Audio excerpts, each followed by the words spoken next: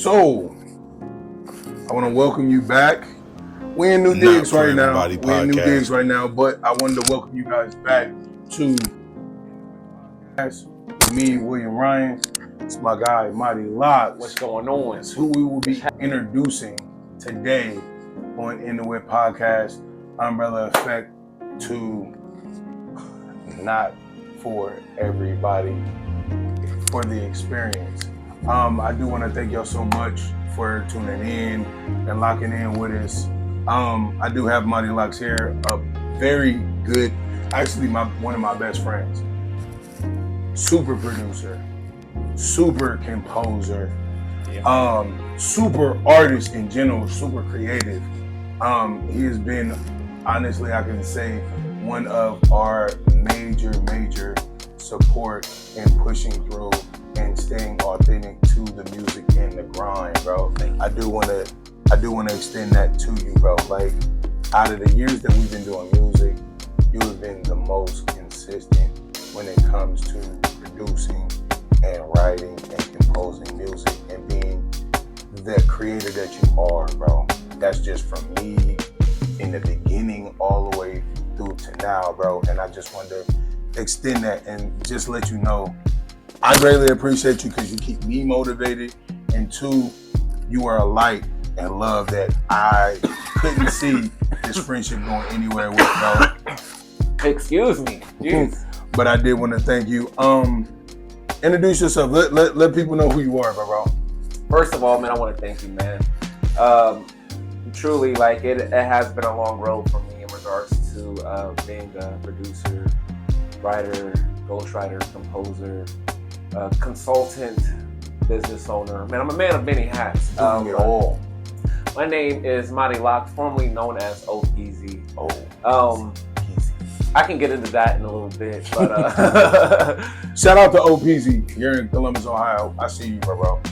There's another OPZ? Yes, bro. I'm glad I switched it up. Okay. Yeah. But yeah, man, Mahdi Laux, man, I've been a producer for I've been in the music game for well over like 25 years. Oh. Yeah, man, I've been doing this since I was 8. Since I was 8 years old. Okay. And I'm currently 34. So if you want to do the math on that, 24, 25-ish. Years. Yeah, something like that, you know. And with his foot on the gas. You feel me? Foot on the gas. Yeah, man, absolutely. Let's see. Man, I do it all. I'm also an artist, as well as Will Ryan. We got some very exciting projects coming up. Yes. I'm super excited about it. And yeah, man, and when it comes to music, man, I have a stance. You know, this is why I do this. I have a stance on it, and we're going to get into it. Okay. With that said, because, like I said, you've been the most consistent with the music and the stream of consciousness when it comes to creating. If you're not creating music, you are creating something else. What I want to know is, when did you find that? When did you know that music was going to be your lane, and what was that defining moment? Like, I need to know the defining moment of when PZ/Mahdi Laux was discovered and you was just like, this is what I want to do. Man, that is a beautiful and loaded question. Hey, break it down for us. We're here with it. So I'm gonna take you back to the beginning. I grew up in a very strict Christian household. Okay, like contemporary gospel playing 24/7, man. Like, this is kind of part of the reasons why I can't really just sit there and listen to contemporary gospel, man, because I've listened to so much of it. We're glad behind. But needless to say, man, I have gospel roots. And that's the blessing. Through and through. And one day, my parents took me to a concert. A gospel rapper, artist. His name. By the name? Huh? By the name of? T-Bone. Oh. T-Bone. Okay, and I don't know if y'all know who this is. You probably don't, man, but he was sensational. bars on bars on bars, man. Like, he was one of the first to do it, man, and he's definitely a pioneer and a major inspiration to me to this day. And I remember going to a show, and man, and the crowd was just like, man, I never experienced anything like it. Like, the whole joint was rocking, everybody dancing, cheering, turned up to gospel music. You know what I'm saying? Like, you know, we see that at a festival or like a concert from a big name artist, man. But not this guy, man. We had a packed house, and it was full of people. And man, the show was rocking. Mind you, I'm only like 7, 8 years old, and I'm witnessing this for the first time, and it was just electrifying. It was electrifying. So that night, I went home. I went to sleep, and I have a dream that I was on stage in front of a sea of people, and I had long hair, and I had tattoos. I had a mic in my hand, and I was conscious, okay? And I felt the electricity flowing through my skin, man, and like everyone's cheering. I saw lights everywhere, and from that moment I knew, yeah, that was it. Yeah, this is what I'm supposed to be doing. That's it. This is my calling. And I was blessed to have such a vision. God blessed me with such a vision at such a young age, and I woke up right then and wrote my very first rap, 3 o'clock in the morning. Wow. It was terrible. Said it was ass. Damn. It was terrible. I think I might have been even saying some words that didn't even exist, but like it was my humble beginning. That's how it started. Yeah. And that's fire. Here we are today, 20-something years later. So now that we fast forward 20 years later, actually, I want to actually go back, because I remember you saying back in the day when we first met that you used to do gospel rap. Absolutely. You did a lot of gospel rap. Yes. And you did some shows. You and Don did some shows together. That's our only song we got together, man, bro. I forgot about that, bro. It's hard. There's gonna be more. There's gonna be more. It's hard. It's still to this day. It's still relevant. It's still fire. Do you remember the bars? I do. Can you spit the bars? Bro, you want me to give the bars? Nah, because the main reason why I want to do that is because my first interaction or my first crossing with gospel rap was Lecrae. Oh man, when the music stops. Of course. When he was like, after the music stops, what's next? That was my intro to it, and then it just opened me up to a whole new sea of rap, and diving into that and understanding a word to a T where you can put that together and make it music, make it what you see, what your story is, and tying in the word of God in that. That was dope. So I do want you to spit that, because it was hard. Like, I don't care what nobody say, for a gospel rapper or any rapper in general to be able to break down the word, to let it be digestible to human ears outside of reading it from the Bible, I think that's phenomenal. Bro, man. Yeah, bro, and I agree, man.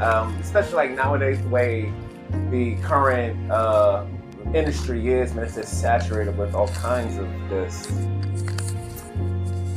A lot. Yeah, man, a lot. Okay. A lot. All kinds of craziness, you know. Yeah. And I like I said, I have a stance, man, and like I believe that you can talk your talk. You know, I believe that you can still talk your talk and not have to go stoop to such a level. Mm-hmm. You know, especially in a market that's already saturated with all that kind of stuff, man. So, yeah, man, I can spit the bars, man. Before I spit the bars, I gotta give you some context. Please do. All right. Please do. Give it to us. I remember, I think I was like 15, 16 years old when I wrote this, okay? Okay. Mind you, I'm 34 now, all right? 15, 16 years old when I wrote this, and I was at home And this is when we like. I didn't have cable growing up, so I had this. I'm Oh, yeah. fresh to. This was new. I was new to cable. Okay, I was bootlegging cable. You know what I'm saying? Like, shout out to my guy that taught me how to bootleg cable. You the realest. I'm never gonna go without cable ever again. I appreciate you. Hey man, that's what's about to show me a thing or two. Hey. You know what I'm saying? Hey. We're not gonna keep that up there. Hey, listen, it is what it is. Listen, we got to get it some type of way. Just do it the legal way. Okay, but I was flipping through the channels, and I landed on this bodybuilder competition, and I remember them talking about this particular person's stats, saying, man, like, you know, they're like 98% muscle and 2% body fat. And I'm like, man, that's like crazy. But then it dawned on me, like, you know, what's the point of having all of this muscle mass if you don't have any spiritual muscle to back it up? Ooh. You know what I'm saying? So the song is called 10,000. Okay. All right. Hit it with it. And the chorus goes like, dang, I ain't did this in so long. It's good, bro. Go ahead. But I have the muscle mass of 10,000. With a mustard seed of faith, I can move mountains. You wonder why you weak, you know it's Christ that you doubting, but I know my God is about it, so I got the muscle mass of 10,000. I have the muscle mass of 10,000. With the mustard seed of faith, I can move mountains. You wonder why you weak, you know it's Christ that you doubting, but I know my God is about it, so I have the muscle mass of 10,000. When I was in the world, I thought I was so bold. Steady moving up my weight, thinking I was so swole. Then I maxed at 100. I knew I'd go pro. I went to Christ. My strength increased 100-fold. Now I'm buffered and duff, man, because my eyes are to him. And I'm filled with the word, man. I'll never be slim like Jim. And no, I ain't talking about carry. Bible is my steroids. I ain't talking about burying. Yes, you can see results when I flex. I'm committed to my reps when I bench the Bible text. And after that, I can't be fitted by bodily harm because he's making my spirit stockier than Popeye's arms. Go ahead. And yes, the blessings coming in heapfuls because that boy thick in the word, no sheep wool. And yes, the road hurt like getting your teeth pulled, but in the end, things will be much more peaceful. And then you'll say, I have the muscle mass of 10,000. With a mustard seed of faith, I can move mountains. You wonder why you weak, you know it's Christ that you doubting, but I know my God is about it. So I have the muscle mass of 10,000. I have the muscle mass of 10,000. With a mustard seed of faith, I can move mountains. You wonder why you weak, you know it's Christ that you doubting, but I know my God is about it, so I have the muscle mass. So Nietzsche had the second verse. The muscle mass of 10,000. Yeah, Nietzsche got the second verse, okay? Okay. I don't know if he remembers his second verse. Oh, I'm hoping this man do, because when we do this next one, that nigga spit that shit. Okay, I remember his second verse. Okay. But I don't want to step on his toes. He probably ain't gonna remember. He probably ain't gonna remember his second He probably verse. ain't gonna remember it. All right. So when I do bring it up, you're gonna be with us and you're gonna coach him into it then. Okay. You All right. gotta coach him into it. I got the third verse. Okay. These faith lackers fall in rows like dominoes. When I'm reading Mark, it's like working my abdominals. Temptation comes to make all of that sidestep, cause I read Luke and that's like working my biceps. I speed through my foes that come up in my path, cause I read John and that's just like working my calves. And wickedness surrounds me, I pull out the weapon that's in my sash, cause the word is my sword, so I chop it straight in half. Let's go. Look, I'm spitting this message, don't miss it, cause it's a given. I'm Bible driven, I'm trying to live after I'm done living. I'm spitting so you can have all the proper equipment, so when it's time, you'll have the enemy limping. Okay? That right there, bro. Something, see you later. Jesus said that I'll be back. No Arnold Schwarzenegger. Plus the fight will make you woozy like you knocking back the Jaeger. Just read your word just with lots of prayer. And then you'll say, I have the muscle mass of 10,000. With the mustard seed of faith, I can move mountains. You wonder why you weak, you know it's Christ that you doubting. But I know my God is about it. So I got the muscle mass of 10,000. See, I'm trying to tell you. I'm trying to tell you. I'm not like I I can't hang around with non-creatives because it's fuel. It's fuel, and that is the creative ability to, no pun intended, to move mountains. And I believe in that wholeheartedly, bro. Now, in that, I do have a follow-up question with you. Okay. Through the 24 to 25 year time frame, Yeah. with you staying close to music, what kept you in that bag? Because every time, be it when we first started working, after we was when we was at Home Depot, when you was doing music out your room, man, bro. when you was doing music out the room, Yeah. and I met Ghazi, bro, and we was all in there. Yes. We had the whole session. So in that breath, bro, what's kept you in the method of making the sounds that move people through life, bro? Because we do have that tie to music in every facet, and in every moment in life there is a defining moment where music played as a soundtrack in your life, be it the lows or the highs. Okay. In that, I want to know what's kept you so close and so devoted to music after this point, because I know you're not doing gospel rap, but you still lead by faith. And in that same creation, you're creating the music that I listen to, or that these people will soon listen to, because you do have that album. Oh, That's an man. inside. I love it. I'm sorry, no, bro, because this is something that I've been looking for, bro, for a while, because I know what you bring. But I want to step back and ask, what has kept you in this? Because in what we've been talking about with music being too oversaturated, and then people not having that passion, what's kept you having that passion through all these years? Before I get into that, I want to give a couple shout outs. Shout out to Ghazi, my brother. Shout out to Mike. Shout out to Ghazi Shout out to and my Mike, sister. Bro. Yes. Ziggy, I love you. Oh my gosh. Shout out to my mom and pops. You know what I'm saying? You know what I'm saying? Shout out to the whole fam, for real. And listen, I tried to quit music so many times. I tried. I can't. I literally can't. All right, so man, I done had all my equipment stolen. Yep.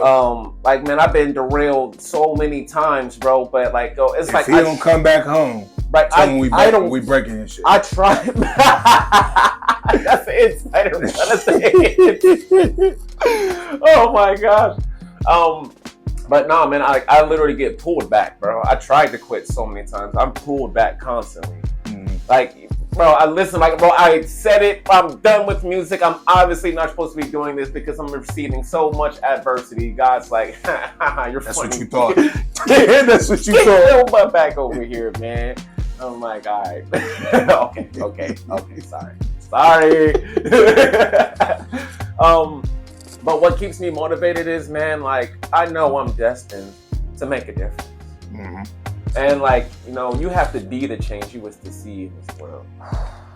And I need you to say that one more time, because I know with some people that are watching, because it is a growing thing that's happening now.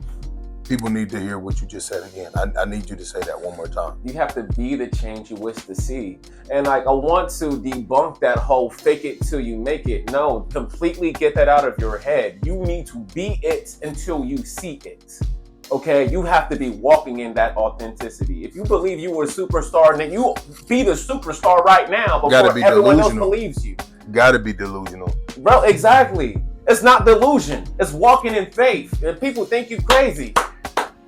Let them think, because in a minute, when they see it, you're not so crazy now. Dad, bro, bro really got the daggone juice now. Man, how'd he do that? Because you were it. You were always it. They just didn't What's know for it you yet. is for you. Stop faking it till you make it. Be it till you see it. And that's what I stand by. That's my stance right there, man. All right, I'm gonna take a break real quick, because I do want to check on something real quick. Okay. But we're going to get back to y'all here in a minute. This is In the Whip Podcast with the interview of Mahdi Laux with William Ryan. I appreciate y'all. We'll be right back.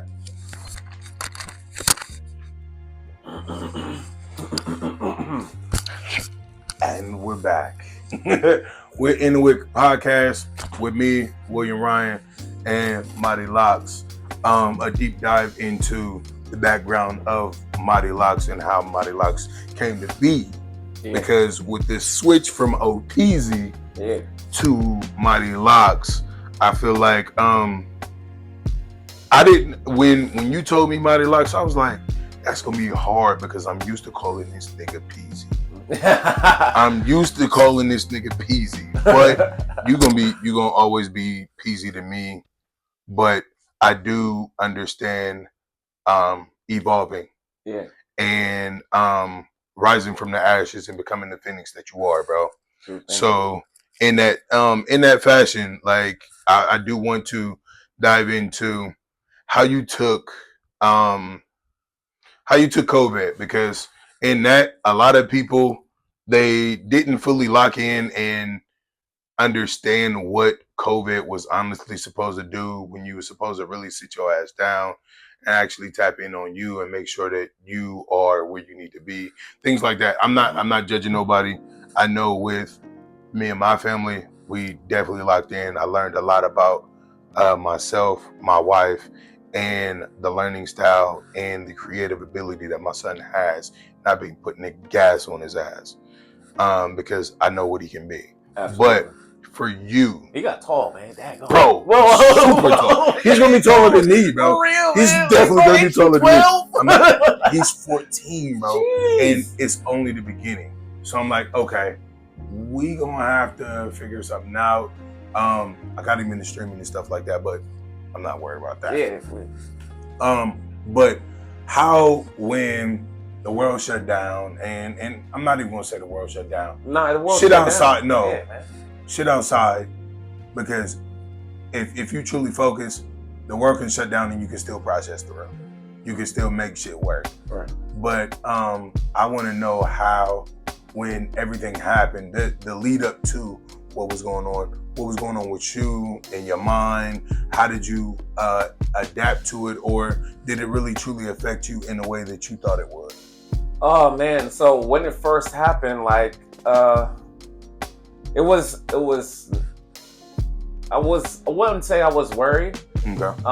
But at the same time, like I was curious to see how these things would unfold. Like at the very first, like I didn't exactly take it seriously until I saw that people were really like losing their lives from this. Mm-hmm. And like it really shocked me. It shocked me crazy. And COVID for me, man, this is a very, very, very unpopular opinion. No, yeah. But man, the shutdown for me was amazing.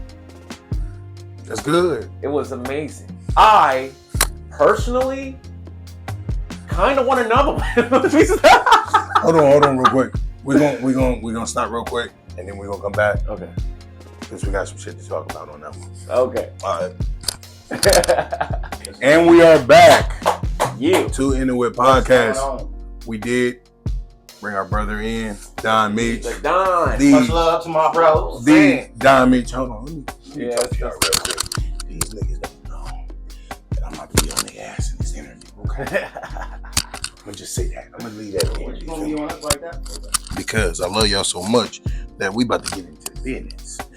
Now, Peasy, before we cut, or my bad, Mahdi, before we cut, you were letting us know about the details of COVID for you, the mind space, and still staying motivated and driven in that whole lane. Tell us what was going through your head during that time, bro. All right, so that was for me, that time was a very much a leap of faith. I would have to say, shout out to billionaire Josh. Hey. So at the time, before COVID happened, I was working at, well, y'all may not be familiar with this, but I was working at the Honda plant, you know what I'm saying, doing 40 hours a week, but I was at Weird Music Studios. Talk about it. Yeah, I was at Weird Music Studios. Talk about it. And man, like, so my entire life, I was so used to working a 40-hour week, bro. And I was like, I never had owned a business before, and I was afraid, bro. I was terrified of like, man, what if this like just goes belly up, bro? And like now I don't got no money and I'm not gonna be able to pay rent, blah blah blah. Yeah. Josh was like, bro, how do you know your wings won't work? And I was like, dang. You're right, bro. That's right. First, gotta go for it, bro. That's a bar. I took the leap of faith, bro, and bro, I started flying. You know what I'm saying? Like, for real, like out the gate, bro, I was getting clients. Now, mind you, I did not know Pro Tools. You did not remember that. I remember you saying, bro, it was the most You awkward didn't even have and weird. Yeah. Bro, I didn't even use it yet, bro. Like, bro. And like, so like I was thrown right into the fire, man. I threw myself right into the fire, man. Like, I did not know Pro Tools at all, man. I lost clients because I didn't know. Like, it was crazy. Yeah. But then eventually I started getting the hang of it, and that is when COVID happened. Okay. And you know, engineers, audio engineers and producers are not essential workers. Facts. And I said, bro, I really enjoyed the shutdown, bro. Unpopular opinion. Okay, I didn't like COVID. I didn't like people were losing their lives, but I did enjoy the shutdown, man, because I think that might have been the most, up until this point, that's the most money I ever made in my life. Listen. All right, so I'm gonna get into A lot it. of money. Nah, a lot of money was being made during that time. Okay, so at the time, you know, and I'm just gonna be transparent, bro. Alright. Hold on. Respect. Nah, respect. Like in the Respect. studio, he was trapped. No, I was. Okay. Okay. Yes. I don't do it now. Bro, Yeah, bro. All the time, bro, I've been delivered from that, bro. Thank you, guys. I've been delivered. I think you just say, bro, you had to do what you had to do at the time. Yeah. So I wasn't doing it to I be respect cool, it. bro, but I did it because I was in a really tough spot, bro, and I made a decision. You know, this is why I'm about to talk about this in my music. You know what I'm saying? Like, bro, I didn't do this to be cool. Bro, I was messed up financially. And bro, when COVID happened, bro, it was like, bro, I hit the lottery. Because everybody was getting them government checks and it was coming to me. I enjoyed it. Bro, I'm gonna be real. You feel me? Like, y'all let me be real? Nah. I'm not gonna let you be real, cuz. This is a Patreon. Not even a Patreon. Nah, this is gonna be a This paywall. I gotta set up a paywall. No, this is deleted. Alright, so We holding this for like at least. Bleep the I word. need to get the minute. No, I'm about to catch the minutes on this motherfucker. Cause shout out. Okay, I do got to do this real quick. Shout out my nigga Blaze, Hey, my nigga Reese, yes indeed. my nigga Des Arnaiz, Yes indeed. the mayor. For real, that's the real mayor. The mayor. That's 10 of your friends know me for real. If you don't know me, 10 of your friends do. And then my boy Trav Dave. Trav Dave, that's my guy. That's my homie. And shout out to What We Talk About podcast, bro. Yeah, They're doing some heavy shit over there. Much And we love, appreciate y'all. We love y'all, bro. Much We love. appreciate y'all. But I am reaching out to Blaze after this, bro, because he's going to teach me how to edit this shit up to make it work. Yeah. Yeah, professional. Listen, I've been watching him from the beginning to end. That nigga is on it when it comes to bleeping shit. So I'm reaching out to you here in a minute, Blaze. But Yeah. All right. how you said that you were trapping and everything like that, I would say that's the flames. Okay, you burning and with the ascension and rising like a phoenix. Like I said before, you rose from the ashes and became that phoenix, and now you have 8 oasis. All right, so let me give you some premise on that, bro. So I wasn't trapping to be cool. Okay, I was pissed off. Okay, I was working at this job, bro, and they didn't care about nothing. You better clock in, bro. It could be rain, snow, sleet, hail, bro. The apocalypse could have been happening outside, bro. You better get there at 6 a.m. Nah, that's real. Bro, That's, and like, bro, that's how these companies are nowadays. bro, that's what is real. And like, bro, I was with my sister. My sister was working with me. And like, bro, snow was coming down. Like, the snow had to been yay high, man. And like, we were like freaking the hell out because we didn't want to get a point. Yeah. You know what I'm saying? But we had to drive hella slow. You feel me? And then one particular time, bro, a whole bunch of unfortunate events stacked on top of me in that point. And bro, they had a so quote unquote no fault policy. And I'm like, bro, y'all can't understand. Like, bro, I did overtime that week. I was expecting a huge check. And like, bro, it had got cut because if you missed all right, so there's this point called shutdown, all right? And you're supposed to get paid for the whole week during this shutdown period because it closes for a week. However, if you're not there the day before and the day after, you lose everything. And even if you're like, bro, if you're a minute late, bro, you lose it all. Bro, I got a flat tire on the way to work that day. Bro, it was hard. Bro, and I go to them, bro, and I'm like, bro, man, can y'all understand my situation? Nope, no fault policy, bro. Now, mind you, it cost $100 at the time. It cost $120 a week to get there, bro. My check was $117, bro. I didn't know. I didn't know what the hell I was going to do. Yeah, I get you, bro. I was pissed off. Yeah. And I said, bro, I'm never working for another MF again. Right after that, bro. And then it just so happened that, like, bro, like I knew a friend that lived out in Cali. And we started having conversations. Yeah, bro. And then we got 808s. Let's talk about the music. Let's talk about 808s. Let's get to the craft. This is leading up to that. All right. So look, bro. Look, man. COVID happens, bro. I use that money to invest back into the studio, invest back into equipment. You know what I'm saying? Invest into like all these different tools I can use to catapult myself to where I am now. Like this is a part of my story. True. You know what I'm saying? True. You know, like, so like I had to say that in order to get to this. Like, no, I didn't do it to be cool, bro. I did it because, like, bro, I needed a way out. It needed something. Sure. Something needed to shake. Okay, and this was my avenue. Copy. You know what I'm saying? So yeah, bro, COVID affected me low key in a positive way, bro. Not because like, you know, like I said, bro, I hate that people lost their lives. So many people.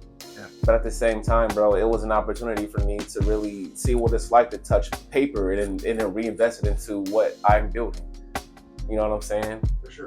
And because of that, bro, I was able to catapult myself into a better position. Mm-hmm. And then create 808s. You feel me? Yep. All right, so at the time, bro, I realized that, bro, people would come to me, clients, like artists, would come to me and like, bro, like I never experienced like a studio session like this before, man. Like, you know, especially like when it comes to women, they will always be like, man, like, well, most producers, but they're always trying to sleep with me. You know what I'm saying? They're always trying to do this, and that, and the other. And if you don't comply, bro, they gonna hang on to your music and like not send it to you. And I'm like, bro, like that's crazy. It was absurd to me. Asinine. Yes, precisely. And like, so this is how 808s was birthed, because like in a market, you know, that is like essentially a desert here in Columbus, Ohio. I mean, the support system, like there's not like really a hub like there is in Los Angeles and New York and in Atlanta, Georgia. Like everyone here low-key has to get it out the mud. You know what I'm saying? And there's like not a whole lot of people that don't have like hidden agendas. Facts. You know what I'm saying? And that's why I created 808s, because in this vast desert full of snakes and leeches, bugs, well, you have an oasis where an artist can come to find nourishment and hydration. This is how 808, yes, in elevation. Bro, this is why I created 808s, bro. 808 Oasis is like 808s is short for that. 808 Oasis. And yeah, bro, this is how it came to be. And like I still stand on it till this day. But let me tell you, 808s is not a studio. What is it? 808s is the new industry. Because I'm destined to be an industry leader. I'm going to shake up what the hell is going on out here. Talk to him. The narrative that we are a whole bunch of heathens, a whole bunch of sex addicts, a whole bunch of drug addicts, a whole bunch of deadbeats. No, bro, we shaking up the narrative, but we're changing it completely, bro. And that's what I'm here. I'm here to disrupt that, bro. 808s, the label. We don't need all these platforms. Like, well, we're gonna create our own. This is what 808s is about. Starts here. Okay, and then it grows. And every person that's a part of it becomes a palm tree. And you know the strength of a palm tree, bro? A palm tree, they weather hurricanes, bro. Cat 5s. Talk about it, bro. You feel me? Talk about it. And for every person that stands with 8 Oasis, bro, they represent a palm tree, bro. It's gonna keep growing and expanding, bro. And that's what I'm standing on. Like I said, I have a stance, and I've chosen my side from the beginning. So into that, because what you did was dope as fuck. Thank you. Because your double ganger, you did the same thing with the event when you had artists here in Columbus come and you created an atmosphere and an energy within one place where it wasn't, oh, I'm not fucking with him, I'm not doing this, I'm not doing that. We all came together as one and enjoyed and bounced off of everybody's energy. The cook up. Oh my gosh. The cook up was We fire. are listen. But you was crazy You was on going every one. stupid. And like I have to apologize, bro, because those are still unreleased, man. But It's all good. They will be. They are coming out. They're still fire. Yeah. So in that, because me being in that room with all those artists and seeing, like, because I'm a creative, I know my lane, I know the structure of, I'm creating the structure of my lane in this podcast world and being the creative in general. When you created the cook up or set up the cook up, I felt like you were just like, I'm going to be the vessel. We are going to make this happen. We like you was the uncle on the grill, bro. Truly. On that shit. You feel me? With the flip flops, maybe with the dress socks. You know what I'm saying? But you made this flip, and the camaraderie in each and every artist that was there, and the way that they linked and what you felt, and then my son coming around that energy when he was in that room too. That was fire, bro. Yeah.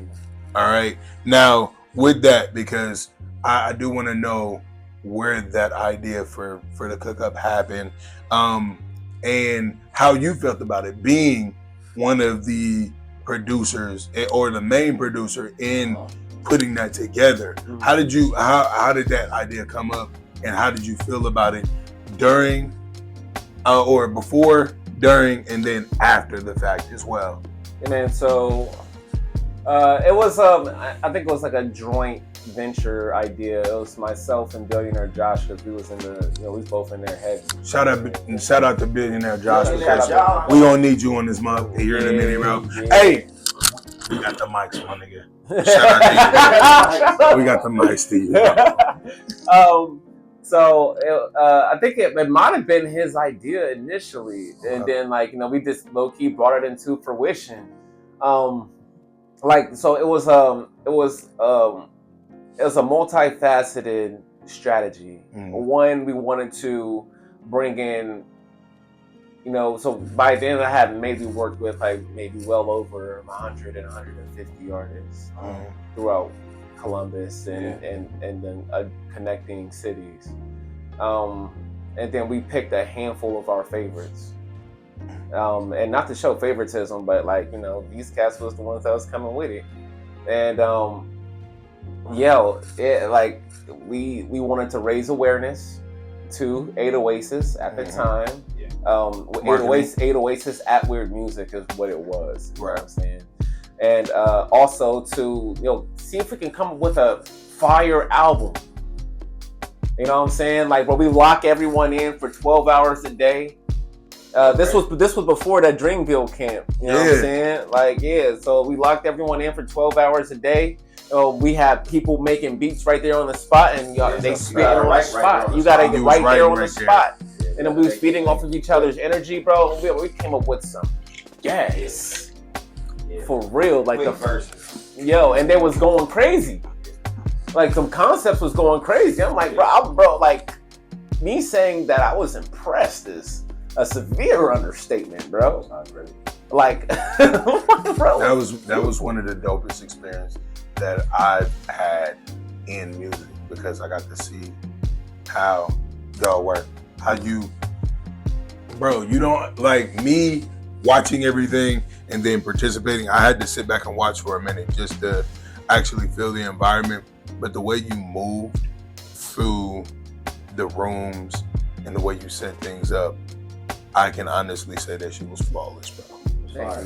You moved around, like, I'm gonna be honest with you. You see the dragons there, right? Yeah. Both.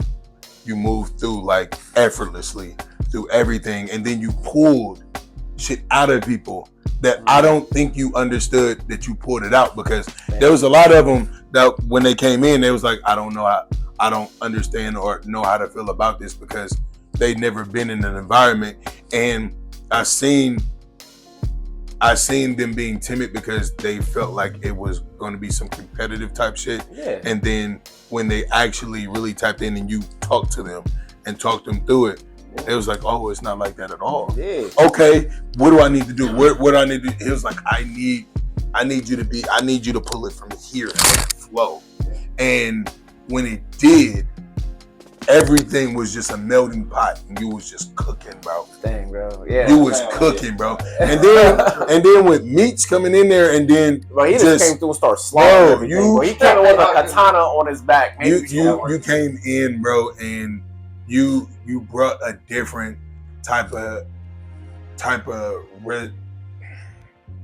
you brought a different type of spirit to each and every track that you came into.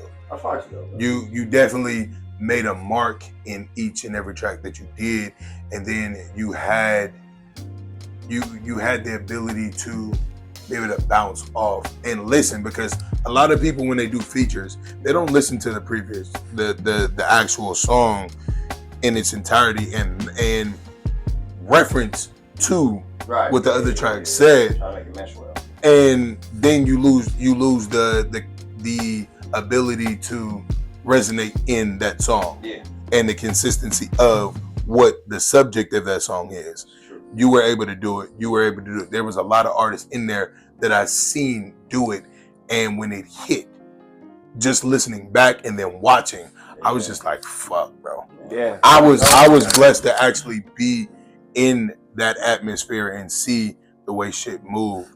And just like I said, you in the turmoil that you were in, the fire, the flames, you burned down, and then you rose. And then we had Mahdi Laux after that point. Yeah. There was a gradual transition into an awakening in who Peasy was, and then the shading of and shaking off of who Peasy had to become to actually be Mahdi Laux. Yeah. And in that, I want to know, where did Mahdi Laux come from? I know the Laux, but where did Mahdi come from, bro? Like, I was intrigued, because I told you that I was used to Peasy. Yeah. I met Peasy, bro. We got our first tattoos together. Yeah, from bro. Yeah. So in that, I was just like, he got old Peasy's on his arm, and now the when you evolved and came into Mahdi Laux, how did that all come to fruition? Okay, so let me take you to the beginning. Okay. Yep. So when I was a gospel rapper, When I was a young boy. Go ahead. When I was a gospel rapper, my name was On Point. Okay, I called myself On Point. That's way back. A+. And we're back with your boys, William Ryan, Mahdi Laux. Don Meach. Yes. The one and only. We stopped at you coming into Mahdi Laux. Yeah. Where did Ma come from? We know who OPZ was, because you did say you went with On Point. Go deeper into that. Yeah, like, so let's On start Point. from the beginning. So when I first started like doing music seriously, I was around like 15, 16 years old.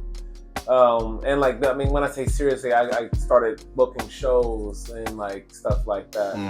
I was a gospel rapper, and my name was On Point. Okay. And Meach would start calling For me Everybody Peasy, podcast. Peasy, yo, hey, bro, it's Peasy, bro. That sounds like that. Oh, it's Peasy, bro. And then, like, he started calling me Peasy around other people, and then they started calling me Peasy, and then they started calling me Peasy, and then eventually I just became Mo Peasy. And for me, it became like a duality type thing because I eventually ended up leaving the church. That's why I got these tattoos. On point represents, light. And then when I became Mo Peasy, I started embracing my darkness. Sorry about that, but It's okay. I'm just playing out. So what you telling me is you started doing the shadow work. I started moving. I wouldn't say so much shadow work versus doing Just- things in the shadows. Just pulling from the Copy. Pulling from The inspiration came from the lifestyle. Yeah, so I mean, it represents the transfer from gospel to secular. Okay, You know what I'm saying? It Yes, sir. represents light and dark, got you. essentially. Yeah. And I didn't want my legacy to be rooted in a foundation that be with the name rooted in darkness, because that's really what it came from. It represented duality. And so my name, I'm gonna give y'all my full government because once again, I'm transparent. My name is Ali Mahdi, or in Arabic, Mahdi, farmer. Okay, and my name Ali means to be exalted or of a high stature or placement. Mahdi or Mahdi means guided, the guided one, or guided by angels. My last name is Farmer, which is a producer. So I am a high, exalted, guided producer. Well put. Well said. Listen, very complex, very love. Like I got where I knew once you start breaking down the name, Farmer is a producer of goods. Yes. Yeah. Goods, not evils. Okay, which is why I had to switch it up. And so Laux, it's a lifestyle that I chose that represents strength and commitment. You know what I'm saying? And being grounded in growth. So guided growth. Mahdi Laux. All right, and I do want to just thank you so much for honestly always being you, authentically you, unapologetically Bro. you in every sense of the word. And I appreciate you being my friend, being a light, and being guidance in the time that the times that I've been through, as well as being an anchor. And be like, nigga, you need to do that shit. You need to do that shit. Stop playing, do it. And it shows. I've seen the growth. I understand the growth, and I'm so fucking happy to be a friend, a brother, and also anything that you call me after this point, bro. Like, we locked into the dead, bro. For real. I appreciate you. Bros for life. Now, with that said, there will be a part 2 with this man right here. With me. Here coming soon. I do want to thank y'all so much for tuning in, being supportive more than anything, because I can do it, but I can't really do it without y'all. We do need to tap in. Oh, and I do want to give a shout out before we get up off of here. It was my birthday weekend this weekend. Yes, indeed. We lived it all the way up to the point that my voice is the way it is right now. Yeah. It was crazy. But I want to shout out Trav again. I want to shout out Burn. I want to shout out Chase and the General for and Friends event over there at Victory Classics yesterday, bro. Thank you, for real. Yo, y'all had this shit rocking, bro. Good time, bro. Y'all had things rocking, and we appreciate y'all. And to all the podcasters out there in Columbus, outside of Columbus, we do collabs, and I'm looking to do a collab not too soon, but there will be a collab very soon. Yeah. With we can do a lot of other ones, but be looking for it soon. I love you. Stay being. Real quick before you leave, I do want to thank you so much for tuning in to Not For Everybody podcast, because It's an experience. Stay tuned. We got more for you. We out.